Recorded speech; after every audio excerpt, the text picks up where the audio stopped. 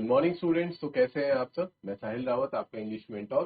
स्वागत करता हूं स्टूडेंट्स आपका आज की क्लास में। तो चलते हैं सीधा क्लास की तरफ। और आज की क्लास में बच्चों हम डिस्कस करेंगे, लास्ट क्लास में हमने लॉ स्प्रिंग जो आपका चैप्टर था उसको कंप्लीट कर लिया था। ठीक है, उसके दोनों पार्ट थे, साहिब आलम वाला पार्ट और साथ ही साथ आपका मुकेश वाला दो पार्ट थे, उनको कंप्लीट कर लिया था। और आज की क्लास में हम उसके क्वेश्चन आंसर्स को डिस्कस करेंगे। बट बिफोर चैप्टर स्टार्ट करने, क्वेश्चन आंसर स्टार्ट करने से पहले मैं एक बार आपको एक उसका क्विक रिवीजन देना चाहूंगा, ताकि आपको भी क्वेश्चन आंसर्स में कोई प्रॉब्लम ना हो और आप इजीली चैप्टर को रिवाइज कर पाए एक बार। ठीक है बच्चों, starting with the Sahib Alam story. सबसे पहले बच्चों इस चैप्टर में जो हमारी ऑथर है उनका नाम क्या है वो आपको याद होना चाहिए। ये क्वेश्चन में एग्जाम बनते हैं। Name the author of the chapter. उनका नाम है स्टूडेंट्स अनीस जंग।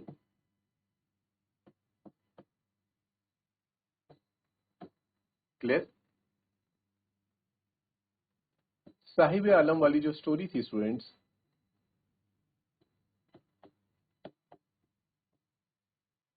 उसमें जो ये लोग थे, they were all refugees from Dhaka, Bangladesh. ठीक है बच्चों, ये सब लोग रेफ्यूजी थे जो 1971 में जो वॉर हुआ था, उस वॉर से खुद को बचाते हुए कहाँ आ गए थे? इंडिया में इन्होंने शरण ली थी। और ये आए हैं बच्चों ढाका से। एक तो रीजन था कि ये वॉर हो गया था। ठीक है, वॉर भी एक कारण था। दूसरा कारण क्या था बच्चों कि उनके जो फील्ड्स थे, हरे भरे फील्ड्स थे, वहां पे बहुत ही ज्यादा क्या आई थी, बाढ़ आई थी, आंधी तूफान वगैरह आया था, जिस वजह से वहां पे कुछ भी ग्रो कर पाना बहुत ज्यादा डिफिकल्ट था इन लोगों के लिए। इसलिए इन्होंने डिसाइड किया कि ये क्या करेंगे, इंडिया में आके रहेंगे। एंड देन हमने जाना कि ये आके कहाँ रहते हैं बच्चों? सीमापुरी। सीमापुरी में आके रहते हैं। इन्हें यहाँ पे, या फिर हम कह सकते हैं कि इन्हें यहाँ पे बसाया जाता है bye some greedy politicians.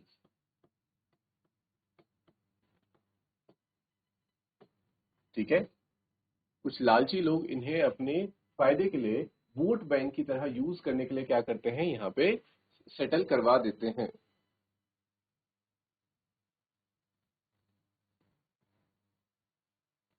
But ये सब लोग कैसे रह रहे थे? भले ही इनके पास अब घर था रहने के लिए, लेकिन those houses were all temporary houses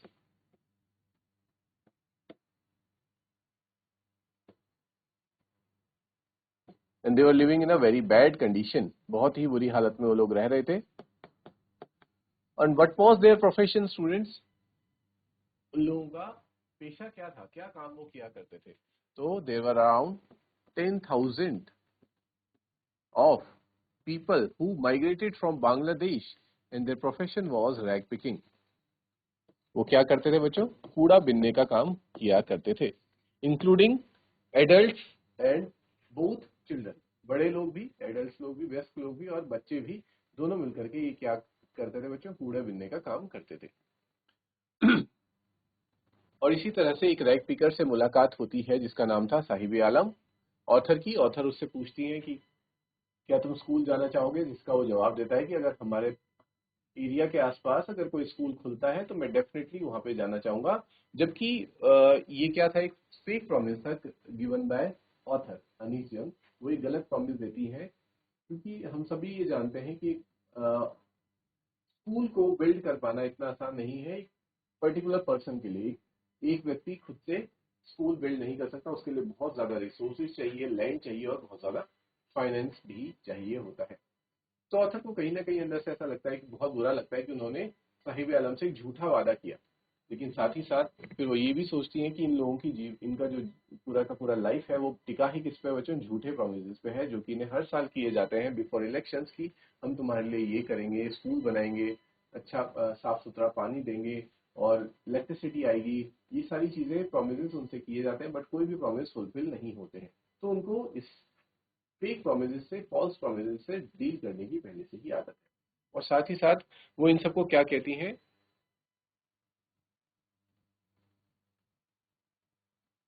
barefoot boys का गैंग भी उनको कहती हैं। कि ये सब क्या है? Because they were not wearing any slippers और शूज। इन लोगों के पास पहनने के लिए ना तो कोई शूज थे ना कोई स्लीपर्स थे, इसलिए ऑथर इन्हें आर्मी ऑफ बेयरफुट बॉयज भी कहती है, ठीक है। और जब उनसे पूछती है वो कि तुम लोग क्यों नहीं पहनते, तो वो कहते हैं कि हमारे लिए 2 वक्त की रोटी जुटा पाना भी बहुत ज्यादा मुश्किल है, तो shoes are like luxury for us, ठीक है। वो उनके लिए बहुत लग्जूरियस चीज हो जाती है, तो फिर वो उतना ध्यान नहीं देते और उनको आदत भी नहीं है अब स्लीपर्स वगैरह पहनने की, इसलिए वो लोग पूरे दिन भर नंगे पैर ही इधर से उधर दौड़ते रहते हैं।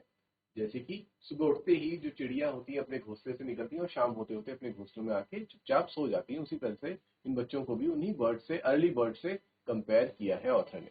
लास्ट में ऑथर क्या देखती हैं, आपको याद होगा बच्चों, कि साहिब आलम एक टेनिस कोर्ट के बाहर खड़ा होकर टेनिस गेम को देख रहा था, ठीक है। जिसपे ऑथर वहां पे आती हैं और वो पूछती है कि तुम क्या देख रहे हो, तो वो कहता है कि मुझे ये गेम देखना बहुत अच्छा लगता है और मैं इसे खेलना भी चाहता हूँ। इस पे ऑथर ये सोचती है कि ये तो बहुत ही डिफिकल्ट चीज है, एक ऐसी चीज है, अनअचीवेबल चीज है साहिब आलम के लिए, because tennis is a very expensive game, ये हम सब जानते हैं, और टेनिस खेल पाना साहिब आलम के क्या है, आउट ऑफ रीच एक ये ऐसा गेम है, ठीक है। तभी बच्चों वो ये भी देखती है, नोटिस करती है इस बात को कि साहिब आलम ने क्या पहने हुए, टेनिस शूज भी पहने हैं, जो कि शायद उसे किसी ने दे दिए होंगे, उसके टेनिस शूज किसी पर्सन के फट गए होंगे, उसमें एक होल है, तो उसने साहिब आलम को पहनने के लिए दे दिए। बट साहिब आलम को उससे फर्क नहीं पड़ता कि उसमें होल है या नहीं, क्योंकि उसके लिए तो शूज पहन पाना ही बहुत ही खुशी की बात है। तो यहाँ पे बच्चों सीन कट होता है। उसके बाद हम कुछ दिनों के बाद देखते हैं, जब अनीस यंग ऑथर गुजर रही होती है रास्ते से, तो फिर से साहिब आलम को देखती हैं, जो अपने शोल्डर पे एक चाय का कनिस्टर लेके जा रहा होता है शॉप में। वो पूछती है कि तुम कहाँ जा रहे हो। अब वो कहता है कि अब मैं रैक पिकिंग का काम नहीं करता हूँ, मैं पास में ही एक टी स्टॉल है वहां पे चाय बेचने का काम करता हूँ, और मैं कुछ पैसे भी कमाने लग गया हूँ। पर ये देख करके ऑथर को ऐसा फील होता है कि अब जो साहिब आलम है, he is no more master of his own will, वो अपनी इच्छा का मालिक नहीं है। अब वो जो चाहता है वो नहीं कर सकता। जैसे कि जब वो रेड पिकर हुआ करता था, वो जहाँ चाहता था वैसे दौड़ता था, नंगे पैर इधर से उधर घूमता रहता था, जब उसका मन चाहता था घर आता था, खाता था, खेलता था। अब वो चीजें नहीं कर सकता, क्योंकि अब वो किसके अंडर है बच्चों, जो टी स्टॉल का ओनर है उसके अंडर उसे काम करना पड़ता है। Is no more his own master. और इसी के साथ जो हमारा साहिब आलम वाला पार्ट था वो यहाँ पे फिनिश हो जाता है। आई होप बच्चों आप लोगों को ये याद है और इतना क्लियर है। इसके बाद हम डिस्कस करेंगे मुकेश वाला पार्ट।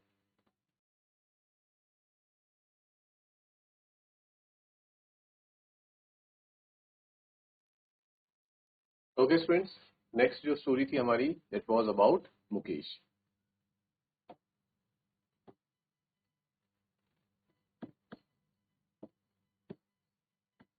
मुकेश कहाँ से बिलोंग करता था बच्चों, फिरोजाबाद। और इनकी फैमिली, या फिर हम कह सकते हैं फिरोजाबाद में रहने वाली हर फैमिली का क्या प्रोफेशन था, बेंगल मेकिंग इनका प्रोफेशन हुआ करता था। क्लियर बच्चों, Bengal making was their profession. और यहाँ पे हम देख पाते हैं कि सभी लोग, सभी फैमिलीज क्या है, बेंगल मेकिंग के बिजनेस में लगे हुए हैं। बिजनेस कह सकते हैं हम, या फिर काम में लगे हुए हैं, क्योंकि बिजनेस तो ये लोग उतना नहीं कर रहे हैं। जितना भी फायदा है वो सब कौन ले रहा था बच्चों, यहाँ पे मिडलमैन। जो मिडलमैन हुआ करता था वो इनसे सारा प्रॉफिट लिया करता था, and they were working like labours. ये क्या है, सिर्फ और सिर्फ मजदूरों की तरह मजदूरी ही कर रहे थे। यहाँ पे हम देख पाते हैं मुकेश की फैमिली में क्या क्या था। मुकेश के बड़े भाई थे, उनके फादर थे, और मुकेश की एक वाइफ हुआ करती थी, ठीक है, जो मुकेश और उनके पूरे परिवार के लिए क्या करती थी बच्चों, खाना बनाने का काम करती थी। और मुकेश, उसके फादर और उसका बड़ा भाई बहुत समय पहले से क्या कर रहे थे, इस बेंगल फैक्ट्री में काम कर रहे थे। और ना सिर्फ मुकेश, इस तरह से बहुत सारे बच्चे हैं जो क्या कर रहे हैं बच्चे, इस बेंगल फैक्ट्री में काम करें, इरेस्पेक्टिव ऑफ की ये जो काम है दैट इज अगेंस्ट दी, आप कह सकते हैं बच्चों, जो चाइल्ड लेबर होता है उसके खिलाफ ये काम है। और इस पे क्या हो सकता है, हैवी पेनल्टी या फिर सजा मिलनी चाहिए थी, लेकिन नहीं मिलती है, बिकॉज जो सारा का सारा एंटायर सिस्टम है वो भी क्या है बच्चों, आपस में मिला हुआ है। पूरे ये लोग कहते भी हैं, जब ऑथर इनसे कहती है कि तुम लोग कंप्लेन करो आगे जाके, तो क्या कहते हैं कि जो पुलिस वाले हैं या फिर जो सिस्टम है वो हमें ही ब्लेम करके फंसा देंगे कि हम लोग कुछ गलत काम कर रहे थे, इसलिए हम we never raise our voices against them. हम अपनी आवाज कभी भी उनके सामने नहीं उठाते हैं, क्योंकि हमें पता है कि हमें कभी भी इंसाफ नहीं मिलने वाला है, और हमेशा हमारे साथ ही गलत होने वाला है। इसलिए हम जो हमारे साथ हो रहा है हम वो उसको करते चले जा रहे हैं, जो हमारा काम है बेंगल्स मेकिंग का उसको चुपचाप करते हैं। तो ये स्टोरी थी बच्चों मुकेश की, लेकिन मुकेश यहाँ पे थोड़ा सा डिफरेंट है, वो बाकियों की तरह हर्ड मेंटेलिटी वाला पर्सन नहीं है, यानी कि वो भीड़ में नहीं चलना चाहता, उसकी एक अलग सोच है। वो क्या करना चाहता है बच्चों, वो एक मोटर मैकेनिक बनना चाहता है, वो बाकियों की तरह बैंगल मेकिंग का काम नहीं करना चाहता। तो इस पे ऑथर उससे कहती है कि यहाँ पे तो आसपास कोई वर्कशॉप नहीं है, तो वो कहता है कि मैं टाउन से बाहर जाऊंगा, मुझे चाहे जहाँ जाना पड़े वहां जाऊंगा, but I will learn how to drive a car, और मैं उसको ठीक करना भी सीखूंगा। ठीक है बच्चों। और हम यहाँ पे ये भी जान पाते हैं कि जो मुकेश की कैसी मेंटेलिटी है, वो हमेशा खुद अपना मास्टर बनना चाहता है, वो किसी और को अपना मास्टर नहीं बनने देना चाहता। He wants to be his own master.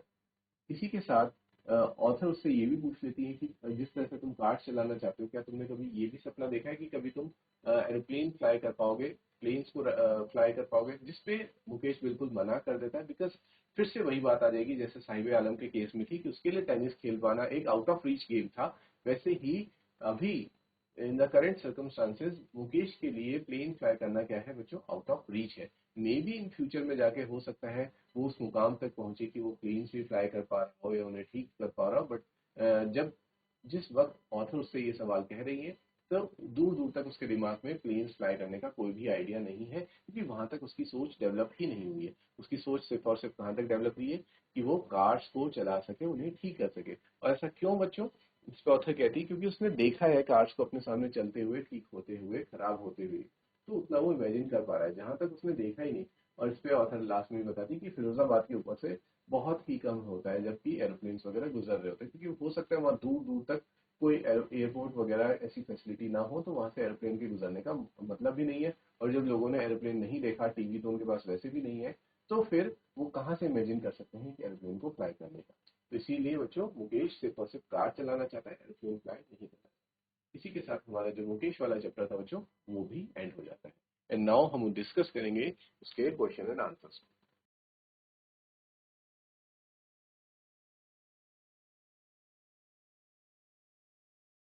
Okay students, start करते हैं question answers law spring chapter के। इसमें पहला क्वेश्चन आप लोगों के सामने आ रहा है बच्चों स्क्रीन पे। Notice these expressions, in expressions को नोटिस कीजिए, देखिए फ्रॉम द टेक्स्ट, ये आपके टेक्स्ट से ही लिए गए हैं एक्सप्रेशंस, यानी कि आपके चैप्टर में से। Infer their meaning from the context, infer का मतलब है पता लगाइए,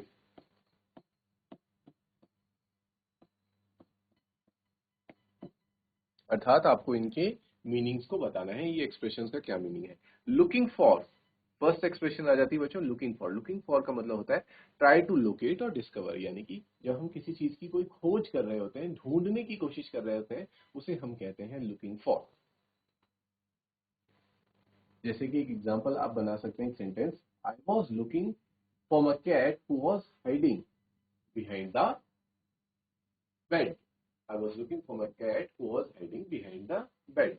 मैं अपनी कैट को ढूंढ रहा था जो बेड के पीछे, पलंग के पीछे छिपी हुई थी। इस तरह से आप सेंटेंस बना के भी बच्चों इन एक्सप्रेशंस को यूज कर सकते हैं। एक आपको मीनिंग आनी चाहिए एक्सप्रेशंस की, और साथ ही साथ उन एक्सप्रेशंस को मीनिंग का कोई फायदा नहीं रहेगा अगर आप उनको अपने सेंटेंसेस में यूज नहीं कर पा रहे हैं, अपने थॉट्स के थ्रू उनको एक्सप्रेस नहीं कर पा रहे, then they are of no use. इसलिए आपको वर्ड मीनिंग्स भी लर्न करनी है, इस तरह के एक्सप्रेशंस के मीनिंग्स भी जानने हैं, और साथ ही साथ ये भी जानना है कि कैसे हमें इन्हें सेंटेंसेस में, वाक्यों में उनका प्रयोग करना है।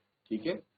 नेक्स्ट सेंटेंस देखो बच्चों, slog their day light hours. Slog their day light hours का मतलब होता है struggle persistently during the day time, यानी कि दिन के, डे लाइट मतलब होता है बच्चों दिन का वक्त। तो दिन के वक्त में कौन कड़ी मेहनत कर रहे थे, आपको याद होगा मुकेश वाले पार्ट में हमने देखा कि जितने बच्चे थे वो पूरा दिन भर, ठीक है, वो उनकी लाइफ थोड़ी बहुत, अगर हम साहिब आलम की लाइफ से कंपेयर करें तो बहुत डिफरेंट है। साहिब आलम के केस में भले ही दोनों के दोनों पुअर हैं, belonging from the poor background, लेकिन साहिब आलम के केस में जो बच्चे हैं पूरे दिन भर बाहर रहते हैं, ठीक है, वो सूरज की रोशनी को देख पाते हैं, वो खेल पाते हैं, जहां उनका मन करता है वहां पे जा पाते हैं। लेकिन फिरोजाबाद के जो बच्चे हैं बच्चों, वो ऐसा नहीं कर पाते, वो तो दिन की रोशनी भी उनको नसीब नहीं होती, वो पूरा दिन भर फैक्ट्रियों में रहकर काम करते हैं, और शाम को अंधेरे के वक्त शायद उनको छुट्टी मिला करती होगी।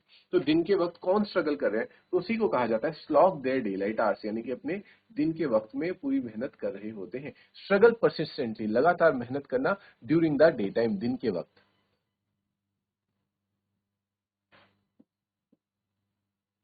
Roof over his head. Roof over his head का मतलब होता है बच्चों, हम कहते हैं ना कि हमारे सर के ऊपर छत है, तो उसको क्या कहते हैं, रहने की कोई जगह, अ प्लेस टू लिव, उसको हम कहेंगे हमारे सर पर रहने की छत है, जगह है, एक रहने की जगह है जहाँ पे हम क्या कर सकते हैं, रह सकते हैं। Perpetual state of poverty, perpetual state of poverty का मतलब होता है एंडलेस इम्पोवरिशमेंट, यानी कि एक ऐसी स्थिति, गरीबी की एक ऐसी स्थिति जहां जो कि कभी भी खत्म होने का नाम नहीं ले रही है, लगातार चली आ रही है, उसे कहते हैं बच्चों perpetual state of poverty. Endless, जो कि कभी ना खत्म होने वाली गरीबी। Next is dark hutments. Dark hutments का मतलब होता है बच्चों encampments of huts devoid of any light, यानी कि ऐसी हट्स, ऐसी हट्स, आपने को पता है बच्चों झोपड़ियां जहां पे कि रोशनी की एक भी किरण ना आ रही हो, उसे कहते हैं डार्क हटमेंट्स। ठीक है, एक ऐसा घर, ऐसा कमरा या फिर एक ऐसी झोपड़ी कुटिया जहां पे बिल्कुल भी रोशनी ना आ रही हो सूरज की, पूरा तरह से वहां पे अंधेरा हो। Impose the baggage on the child. Impose the baggage on the child का मतलब है force the profession on the child, यानी कि जो बैगेज है, यानी कि बोझ है, इसको बच्चों पर डालना। Impose the baggage on the child, बच्चों पे इस बोझ को जानबूझकर इम्पोज करना, डालना उन पर, ठीक है, फोर्स करते हुए इस प्रोफेशन को, कौन से प्रोफेशन को, ये बेंगल मेकिंग का प्रोफेशन हो गया, रैग पिकिंग का प्रोफेशन हो गया, ये इन बच्चों के पास कोई ऑप्शन नहीं था कि इन्हें करना है, नहीं करना, पढ़ाई करनी है या फिर ये करना है। नहीं बच्चों, इनके पास कोई इन्हें ऑप्शन नहीं मिला कि ये पढ़ सकते हैं या फिर काम करना है, इनको बस खेल दिया गया इस फैक्ट्री में या फिर रैग पिकिंग वाले काम में। तो इसे कहते हैं force baggage on the child. ठीक है, कि ये कोई भी प्रोफेशन करने के लिए चाइल्ड लेबर करवाया गया उनसे, जानबूझ करके उनसे काम कराया गया। और इसमें उनके पेरेंट्स की भी गलती नहीं है बच्चों, क्योंकि वो लोग इतने पुअर हैं कि वो पढ़ा लिखा नहीं सकते हैं अपने बच्चों को। और अगर गवर्नमेंट ये फैसिलिटी देती भी है तो वही चाहते हैं कि हमारे बच्चे बाहर जाए और थोड़े बहुत पैसे भी कमाए, पढ़ने से बेहतर है क्यों पैसे कमाए। तो इस वजह से, कुछ इन कारणों की वजह से वो इतने लॉन्ग टर्म विजन नहीं रख पाते हैं और बच्चों को क्या कर देते हैं, चाइल्ड लेबर के अत्याचार में धकेल देते हैं। आई होप ये जो एक्सप्रेशन है इनके मीनिंग क्लियर होंगे।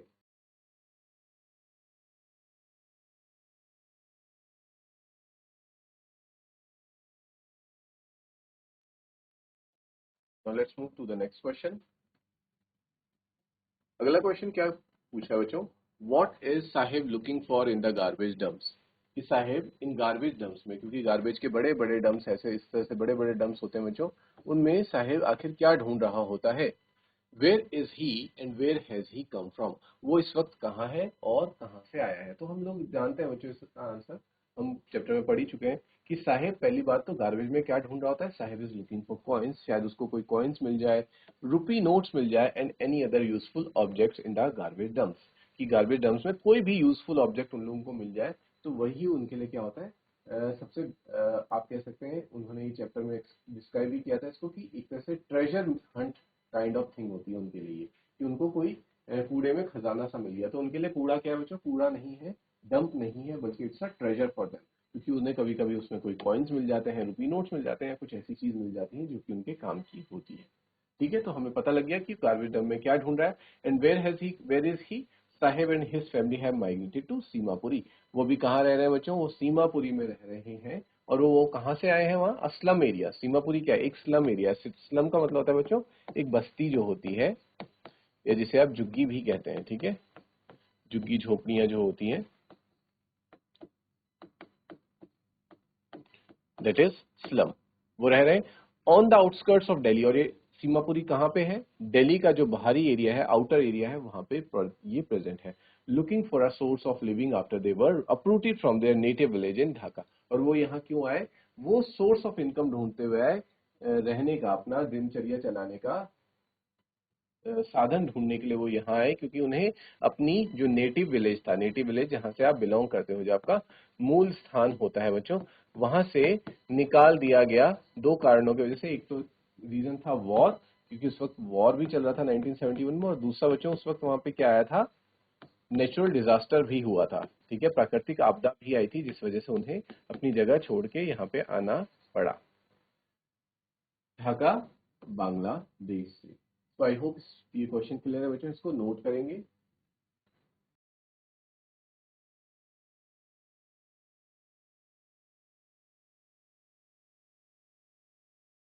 ओके स्टूडेंट्स, अगला क्वेश्चन देखते हैं।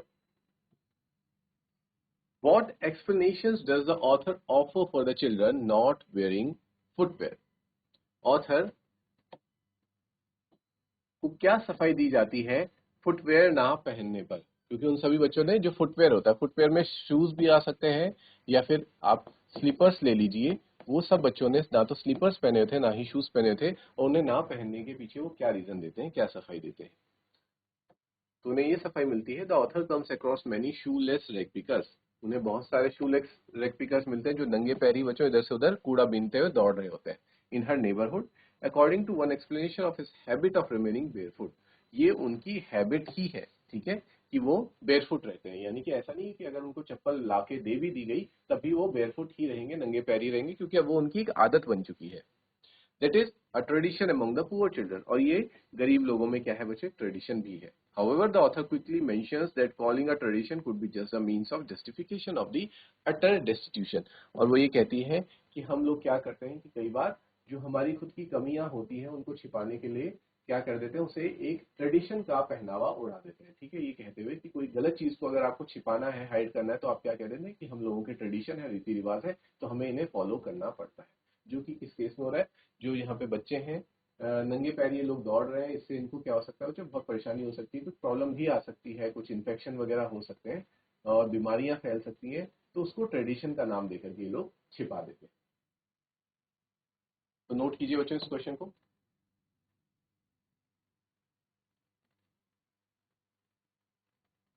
Okay students, with this question we will end our class today. We'll meet in the next class. Till then, take care, have a good day, and thank you.